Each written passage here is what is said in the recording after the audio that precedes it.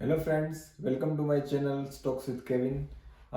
तो ये हमारा चैनल का फर्स्ट वीडियो है और प्राइमरी पर्पस इस चैनल को स्टार्ट करने का यही है कि जो स्टॉक्स में मैं रिसर्च करता हूँ और जो भी कंपनी के रिजल्ट्स वगैरह मैं चेक करता हूँ और उस चीज़ के बेसिस पे मैं इन्वेस्ट करता हूँ, तो उस सब चीज़ों को इस चैनल के द्वारा सबके साथ शेयर करूँ।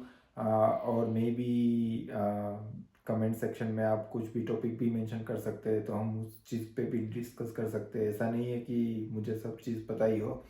बेस्ड ऑन सबकी रिक्वायरमेंट मैं भी रिसर्च करके उसका वीडियो बना सकता हूँ और डिस्कस कर सकते हैं, और आप भी कुछ अपना नॉलेज शेयर कर सकते हैं, तो मेरे लिए भी वो यूज़फुल होगा। तो यही प्राइमरी पर्पस है कि डेली में जो रिसर्च करता हूँ वो सबके साथ शेयर करूँ। मैंने उस दिन डेली बेसिस पे क्या ट्रेडिंग किया वो सबके साथ शेयर करूँ। और कोई टॉपिक हो जो मुझे लगे कि लोगों को गुमराह कर रहा है, या लोगों को उसके थोड़ी कम नॉलेज है, या लोग गलत डिसीजन लेते हैं उस टॉपिक की इंफॉर्मेशन या नॉलेज ना होने की वजह से, तो मैं उसको शेयर करता रहूँगा। तो कोई एजेंडा कोई फिक्स नहीं है। डेली स्टॉक्स के बारे में डिस्कस करेंगे और जो भी उस दिन मुझे याद आएगा वो मैं डिस्कस करूँगा। तो अगर आज की बात करते हैं तो आज निफ्टी ने लाइफ टाइम हाई किया। सेंसेक्स 72,000 क्रॉस कर गया। तो आज शेयर मार्केट निफ्टी 1% और 200 पॉइंट बढ़ के 21,600 के ऊपर बंद आई है। तो आज मार्केट एक हिस्टोरिकल लेवल पे बंद रहा।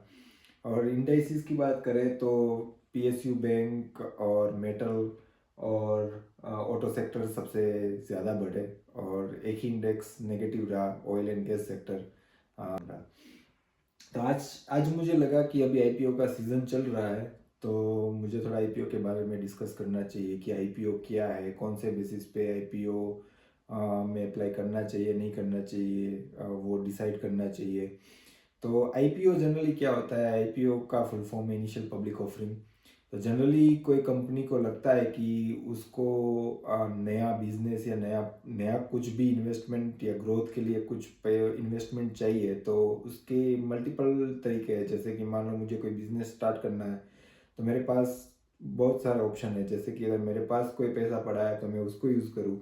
मुझे लगा रहा है कि मेरे पास कम पैसा है, मुझे ज़्यादा पैसा चाहिए, तो उसके लिए मैं क्या कर सकता हूँ, मैं बैंक से लोन ले सकता हूँ। ये दूसरा ऑप्शन है। बड़ी बड़ी कंपनीज के पास एक तीसरा ऑप्शन होता है। तो ये ऑप्शन ये होता है कि वो अपना जो कंपनी का शेयर है वो पब्लिक और इन्वेस्टर्स के साथ शेयर करते हैं। उसके लिए वो आईपीओ इश्यू करते हैं। तो उसकी वजह से क्या होता है, वो मार्केट से पैसा उठाते हैं और उसको अपने बिजनेस में यूज़ करते हैं।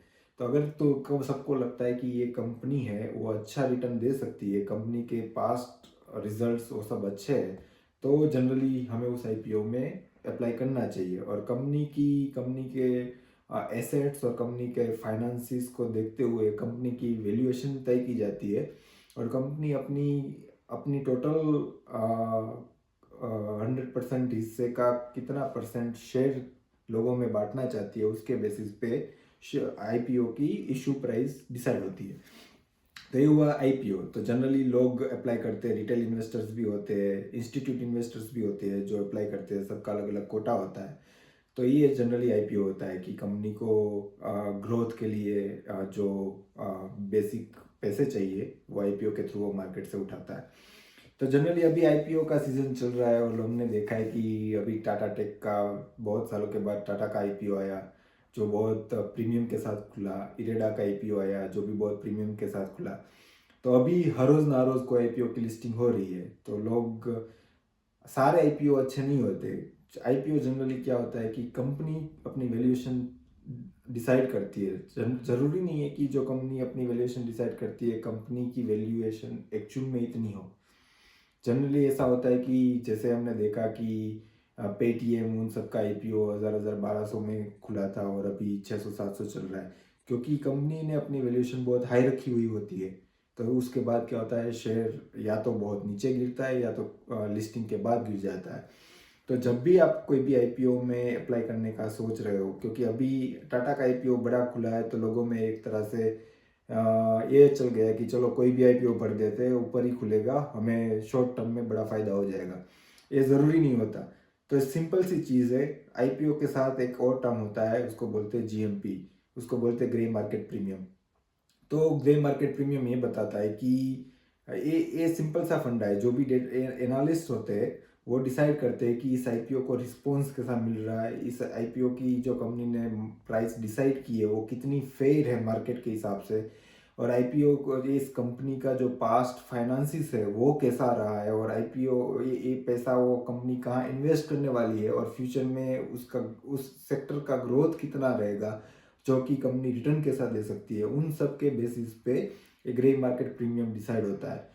तो अगर आप गूगल में भी सर्च करेंगे, मान लो कि आईपीओ कोई आ रहा है, उसको गूगल में सर्च करेंगे कि इस आईपीओ का जीएमपी कितना है, तो आपको दिखा देगा कि अगर बहुत अच्छी कंपनी है तो मान लो बता देगा कि इस आईपीओ का जीएमपी 100% है, मतलब कि अगर इश्यू प्राइस 100 है तो 200 पे खुलेगा, आपको 100% 100 रुपीज़ का फ़ायदा होगा। तो ये जीएमपी चेंज होता रहता है, लेकिन जनरली जब भी आईपीओ खुलता है और एक दो दिन के बाद आप देखते हो तो आईपीओ ये जीएमपी ज़्यादा वेरी नहीं होता है। तो जीएमपी बस आपको गूगल में सिर्फ सर्च करना है कि इस आईपीओ का जीएमपी कितना है, आप उसको पढ़िए, उसमें लिखा हो कि 60 से 70% जीएमपी है, आपको अच्छा लगे तभी अप्लाई करें, क्योंकि एकदम खराब आईपीओ होते हैं तो उसके जीएमपी के बेसिस पे आपको पता चल जाता है कि इस आईपीओ में मुझे इन्वेस्ट नहीं करना चाहिए। तो ये सिंपल सा फंडा है, बस याद रखिए। आपको आपको कंपनी के बारे में ज़्यादा रिसर्च करने की ज़रूरत नहीं है, बहुत सारे लोग हैं जो ऑलरेडी रिसर्च करके रखते हैं, उसके बेसिस पे जीएमपी डिसाइड होता है। तो सिर्फ गूगल पे सर्च करिए इस आईपीओ का जीएमपी क्या रहा। जैसा हम आईपीओ की बात कर रहे हैं तो आज दो आईपीओ लिस्ट हुए। तो एक आईपीओ था मुफ्ती का, जो ऑलमोस्ट फ्लैट रहा, और दूसरा आईपीओ था हैप्पी फॉर्जिंग, जो 17% प्रीमियम के साथ खुला। तो आप देख सकते हो कि एपी फोर्ज में बहुत तो फ़ायदा नहीं हुआ, लेकिन थोड़ा सा फ़ायदा हुआ इन्वेस्टर्स को, और मुफ्ती में बिल्कुल फ़ायदा नहीं हुआ। तो अगर आप जीएमपी के बेसिस पे देखते तो आपको पता चल जाता कि इस आईपीओ में मुझे अच्छा रिटर्न नहीं मिलने वाला, तो आप उससे बच सकते हैं। तो ये टिप नेक्स्ट आईपीओ, जब भी आप नेक्स्ट आईपीओ में इन्वेस्ट करना चाहिए तो ध्यान रखिएगा। ठीक है, मिलते हैं कल दूसरे वीडियो में कुछ और नए टॉपिक के साथ, और नए कल देखते हैं मार्केट का मूवमेंट कैसा रहता है, उसका भी डिस्कशन करेंगे कल के वीडियो में। और अगर आपको लगता है कि आपको कोई टॉपिक के बारे में डिस्कस करना है तो कमेंट में लिख दीजिए, मैं उसके बारे में रिसर्च करके एक्सप्लेन करने की ट्राई करूँगा। तो मिलते हैं कल के वीडियो में, बाय बाय।